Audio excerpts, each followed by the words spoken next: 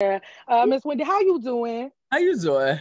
Okay, I'm a daily Wendy watcher, and I really, really resonated with the fat black girl narrative in media. It was really important. So thank you for doing that. I'm in KYS in my studio in DC Radio One. So I resonate with your story a lot, and I'm standing on your shoulders. So thank you so much for everything you've done for us radio girls, us real live radio girls.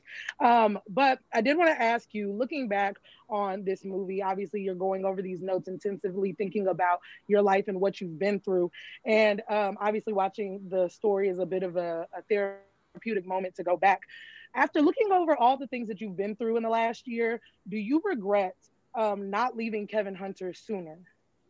No, I couldn't because the bigger the talk show got,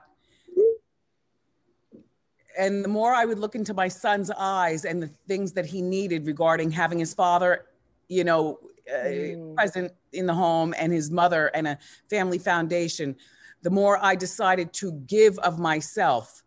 And I figured I'd get it on the back end, so to speak. My divorce was about a good 10 years in the making, I'll be honest with you. And with every year, this talk show would get bigger and better, and the staff here would get closer and closer. And my husband would get meaner to the world. Like, I didn't like who I was seeing. And I didn't know whether the staff here thought that I was an abused woman or what they thought, because I finished doing the show and I would go home and then I would change my clothes, wipe off my makeup, and I would be the one going to, take him for, bad eczema. That's a real thing, to go to the dermatologist all the time, and braces, and teaching him how to drive, and finally saying, you know what, I'm going to get you a driver to teach you how to drive. And I called up the driving school and I met the man at the driving school and I took down the man's driver.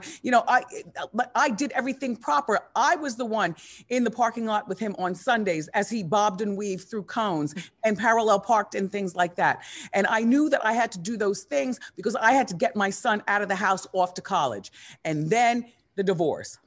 So if I was a regular Wendy with a regular job that was just a regular job, maybe I would have gone and slept on my parents' couch, or, cried in the arms of girlfriends and slept on one of their couches and taken my son with me. That is so often done. I have the privilege, though, of having a thriving career, and every year it thrives more. So that was a blessing and a curse. There came a point early that I knew, okay, I'm gonna have to pay alimony, because that Me Too thing, girls, if we want to be Me Too, you better Me Too all the way, or don't come over here talking about I don't want to pay. Because if you know what I mean, you understand what I'm saying. So I've got the whole family, the old and my family, on my back. Yeah. But well, I'm okay. I can handle that. It's comical to me almost. It's like, oh my God. It's comical to me. There we go. Come on, Wendy. Well, thank you for answering. And if you ever need somebody for Inside Scoop, holler at me. Thank you. Thank you.